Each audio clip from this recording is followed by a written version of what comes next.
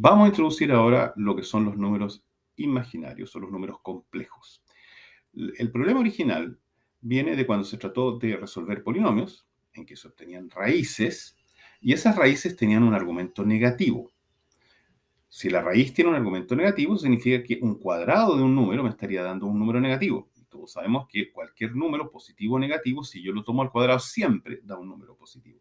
De modo que en los números reales eso no daba ningún sentido. Ahora, para ello se introdujo un nuevo tipo de número, lo que se llamaría en este minuto un imaginario, así se definió, y la idea detrás es que cada vez que yo tengo, por ejemplo, una raíz de -1, eso significa que esta es la unidad imaginaria. O sea que yo tengo este i que me está recordando que no es un número real, que es un número imaginario, y la raíz de -1 es en consecuencia justamente este número imaginario. Ahora, si yo tengo un número cualquiera, por ejemplo, raíz de -4, ese -4 va a significar que este no es un número real, al tomar la raíz, sino va a significar que voy a tener que aplicar este i, de modo que yo aquí voy a sacar el -1, voy a sacar este menos fuera de la raíz y voy a escribir este i reemplazando. Y lo que queda dentro de la raíz es el 4, y en consecuencia la raíz de 4 es 2. El resultado en consecuencia para raíz de -4 sería número imaginario 2 o i2. En consecuencia se definió un número cuyo cuadrado, este imaginario al cuadrado, iba a ser -1, con lo cual se resolvía el problema. Ahora, sigue teniendo la situación en que yo tengo números que son reales y ahora aparece este número imaginario. En consecuencia, tenemos ahora situaciones en que la solución de uno de estos polinomios tiene una parte real y una parte imaginaria. En consecuencia, se introduce justamente el concepto del número complejo.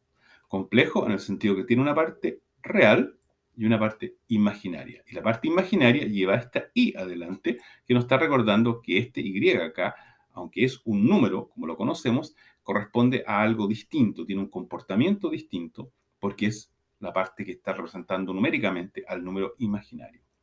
Ahora, por ejemplo, eso significa que yo aquí puedo definir, de hecho hay una función que uno define que se llama la función real, que me arroja que la primera parte acá es justamente de este z, que es la típica letra que se le asigna a un número complejo. La parte real del z es justamente el x, eso es lo que habíamos visto recién, y la parte imaginaria del z es el y. ¿Ok? De esa forma ahora tenemos la nomenclatura clara y podemos empezar a hacer algunas álgebras con este número. Por ejemplo, si yo multiplico un número complejo por un escalar real, eso significa que cada componente va a ser multiplicada por este mismo componente real.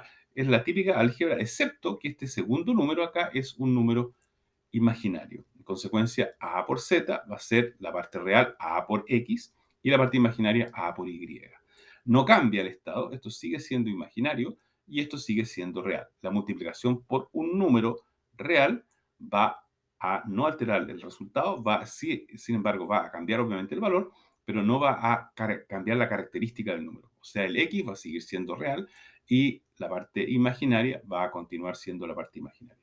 Distinto sería si yo lo voy a multiplicar, por ejemplo, con un número complejo, o sea, perdón, con un número imaginario. En ese minuto va a quedar acá, la parte real se me va a transformar en un número complejo, o sea, perdón, un número imaginario, y la parte imaginaria va a tener un i por i que nos va a dar un -1 y esto se va a transformar en una parte real. ¿Okay? Entonces eso es lo que hay que tener cuidado. En este caso lo tenemos sencillamente con un número escalar. Ahora, hay otras reglas que es importante. Por ejemplo, si yo tengo un número complejo que tiene una parte real y una parte imaginaria, el z1 y el x1 y el y1, si lo voy a sumar a otro número complejo, z2, que tiene un x2 y un y2, se suman estos dos generando un nuevo número real acá, y se suman estos dos por separado, aquí está separado desde esta parte de acá, y esto me da nuevamente un número imaginario. O sea, la suma de dos números complejos da una parte real, que es la suma de las partes reales originales, y da una parte imaginaria, que es la suma de las partes imaginarias originales. Ahora, un poco distinta la situación si yo multiplico estos dos números. Si yo aquí calculo z1 por z2. En ese minuto hay que empezar a hacer todas las multiplicaciones. Este x1 va a estar multiplicado por el x2. Es el resultado que tengo acá.